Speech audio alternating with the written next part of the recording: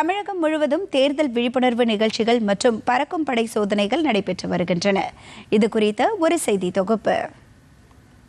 தஞ்சாவூர் மாவட்டத்தில் 100% வாக்குப்பதிவு நடைபெற வேண்டும் என வலியுறுத்தி மாவட்ட ஆட்சித் தலைவரும் தேர்தல் நடத்தும் அலுவலருமான பிரியங்கா பங்கஜம் பல்வேறு விழிப்புணர்வுகளை நடத்தி வருகிறார். அந்த வகையில் தஞ்சாவூர் மேரிஸ் கார்னர் பகுதியில் உள்ள தனியார் முதியோர் இல்லத்தில் உள்ள முதியோர்களிடம் அனைவரும் கட்டாயம் வாக்களிக்க வேண்டும், வாக்களிக்க முடியாதவர்கள் வீட்டிலிருந்தே கண்டிப்பாக வாக்களிக்க வேண்டும் என எடுத்துரைத்தார். அப்போது பேசிய அவர் அனைவரையும் வாக்களிக்க வேண்டும் என கூறியதோடு யார் எது கொடுத்தாலும் வேண்டாம் என்றும் ஆட்சியர் அறிவுறுத்தினார். கிருஷ்ணகிரி மாவட்டத்தில் உள்ள கிருஷ்ணகிரி, ஓசூர், பர்கூர், ஊத்தங்கரை, வேப்பனஹள்ளி, தளி ஆகிய 6 சட்டமன்ற தொகுதிகளில் 100% வாக்குப்பதிவை வலியுறுத்தி விழிப்புணர்வு பேரணி நடைபெற்றது.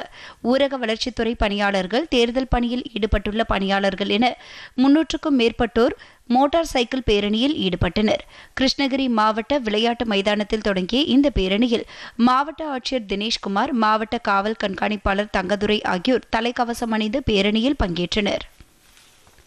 ராணிப்பேட்டை மாவட்டம் ஆற்காடு வேளாண்மை ஒழுங்குமுறை விற்பனை மைய குடோனில் மாவட்டத்தில் உள்ள 4 சட்டப்பேரவை தேர்தலுக்காக பயன்படுத்த வேண்டிய மின்னணு வாக்குப்பதிவு இயந்திரங்கள் பாதுகாப்பாக வைக்கப்பட்டுள்ளன. தேர்வு செய்யப்பட்ட வரிசைகளின்படி மின்னணு வாக்குப்பதிவு இயந்திரங்கள் அந்தந்த தொகுதிகளுக்கும் அனுப்பும் பணி மாவட்ட ஆட்சியர் சந்திரகலா தலைமையில் நடைபெற்றது. மாவட்டத்தின் அங்கீகரிக்கப்பட்ட அரசியல் கட்சிகளின் பிரதிநிதிகள் முன்னிலையில் அந்தந்த தொகுதிகளுக்கும் பாதுகாப்பாக அனுப்பப்பட்டன.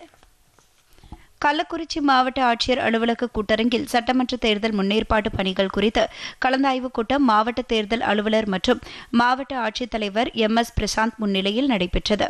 தேர்தல் பொது பார்வையாளர்கள் சுச்சி தியாகி மற்றும் சியாத் காவல் பார்வையாளர்கள் அஜய் லிண்டா ஆகியோர் தலைமையில் நடைபெற்ற இந்த ஆலோசனைக் கூட்டத்தில் நடைபெறவுள்ள தேர்தலை சுதந்திரமாகவும் நேர்மையாகவும் நடத்தி முடிக்க அனைத்து அலுவலர்களும் அர்ப்பணிப்புடன் பணியாற்ற வேண்டும் என அறிவுறுத்தப்பட்டுள்ளது.